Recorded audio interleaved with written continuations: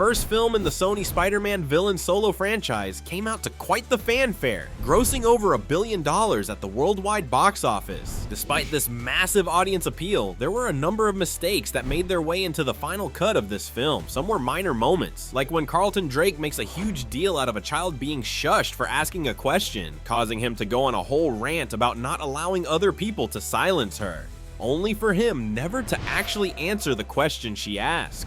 No, there are much bigger problems that are much more notable. When Eddie goes into the Life Foundation to scope out the underground testing lab, despite the fact that he is a disgraced journalist, he is seemingly undetected. When he eventually takes the symbiote from the lab, Drake is left clueless. The movie wants us to believe that the company that literally cured cancer doesn't have a single camera. Eddie was definitely not being sneaky. He literally walked in wearing his street clothes. You could say they wouldn't have cameras in the illegal testing lab, but that's pretty far-fetched, seeing as they are housing literal aliens. Eddie walks through the main lobby to start the scene. The next example is a combination of a mistake and poor direction. This film highlights the weakness of the symbiotes to high-frequency sound and fire. Despite that, there are multiple times throughout the film, such as the motorcycle chase or the final battle, that have lots of fire, yet Venom makes it out a-okay. Venom seems no more bothered by the fire than viewers would be. The final scene has Venom within 100 feet of a rocket explosion, yet turns out to be fine. This inconsistency is quite puzzling, considering the movie explicitly tells the audience that fire is a weakness. Potentially, this ADR-like was added after the fact in an attempt to add artificial stakes to the fake-out death at the end of the film. Alternatively, this could be due to the direction of those moments not truly conveying to us the impact that the fire had. Either way, this is clearly a mistake from the film that is yet another in a long list. It's Morfin time.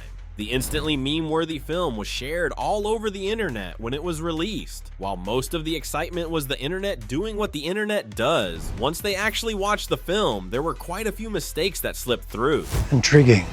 The first trailer for this film had one moment that had people talking. Michael Morbius is walking down an alley, and he walks past a poster of Spider-Man in the back with graffiti that says murderer. This led many to believe that Spider-Man would have a significant role to play in the story. Of course, we know now that not only was Spider-Man missing, but this shot is nowhere in the film. It is not uncommon for the trailers to show shots that don't make the final cut. However, the fact that this was Spider-Man felt like an intentional choice. While this doesn't necessarily count as a mistake with the movie, it did affect the audience's enjoyment of the film and is worth noting. After people got over not seeing Spider-Man, audiences were delighted with even more slip-ups in the film. In a movie filled with cliches, many were unsurprised when the father figure Dr. Nicholas was killed by Milo. This scene is strange on so many levels. For starters, when the doctor's attacked, he has enough time and energy to dial a phone, but instead of calling an ambulance like a doctor would, he calls Michael. This comes at a very strange time in the film, as the movie has already established that Michael will have to fight Milo. We also don't have enough investment in this character to make it impactful for us. There may not be a technical mistake with this, but there certainly is a narrative one. If they knew they were going to kill this character off, they needed to earn that with the audience. This leads to a scene and moment that merely waste the audience's time.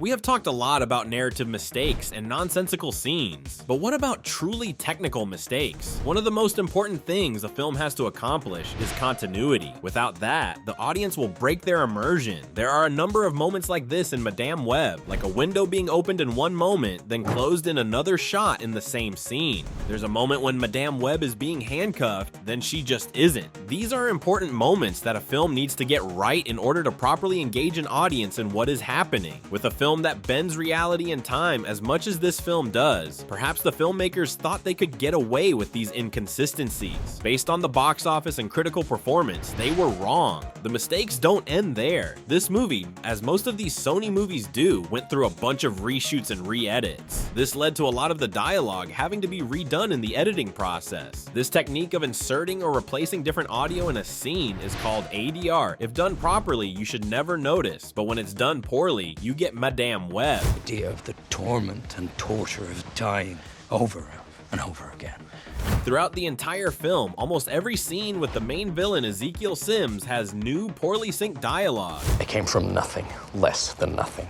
I will not give up. This was so noticeable that some audiences thought there was something wrong with their screening. This mistake is possibly the biggest of any of these films because of just how often and how distracting it is. The reason for this could be due to any number of factors. Perhaps the audio recorded on those days was somehow damaged. It could also be that the filmmakers wanted to change the dialogue without wanting to go back and reshoot the scene. Whatever the case, it led to a truly distracting mistake.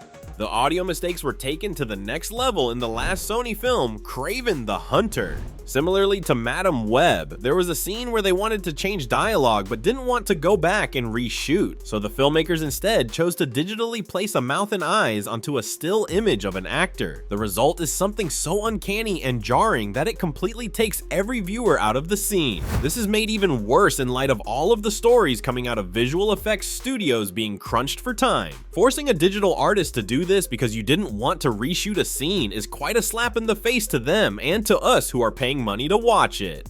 Thankfully, the second Venom movie, Venom Let There Be Carnage, does not have these blaring audio issues. The true issues again stem from the writing and direction. While the film is overall more enjoyable than the first, the issue of powers and weaknesses comes back. Venom and Carnage are both huge, gooey symbiotes that don't have blood and can seemingly recover from any injury. This makes the fight between them feel confusing in terms of who is winning or losing. Venom is repeatedly stabbed, and while he looks like he is in pain, there is no real damage done to him. This can also be said for Carnage, who is even shown to create holes in his torso so that bullets can fly through. Isn't that where Cletus should be? We know from Eddie and Venom's classic half-Venom Eddie face that he is in fact inside. The lack of explanation feels like a mistake, considering how important it is to understand the stakes for the characters. Venom: The Last Dance centers around Eddie and Venom on the run from symbiote killers from his homeworld called Xenophages. They only appear because Eddie has a codex, which he received from Venom after saving him from death in the first film. This very loose retcon makes enough sense until you remember the previous film. Detective Mulligan was killed by Shrike, only to be seemingly brought back to life by Toxin, who we see has completely taken over his body in this film, so why doesn't he also have a codex? When looking at his death scene compared to Eddie's in the first film, both look quite similar, which begs the question why only Eddie has one. This is never addressed in the film, but given that the entire plot revolves around this codex, it seems like something that should have been explored. After the repeated critical and commercial failures from these Sony villain films, it appears that Kraven might be the last one. Unfortunately, the films outside the Venom trilogy couldn't find the audience needed to continue. While every film has its mistakes and mishaps, it is hard not to think that these repeated, consistent mistakes could have had something to do with their failure. What do you think of these Spider-Man-less villain movies? Did you catch any mistakes that we missed? Swing on down to the comments and let us know. Thank you for watching Screen Rant, and we'll catch you next time.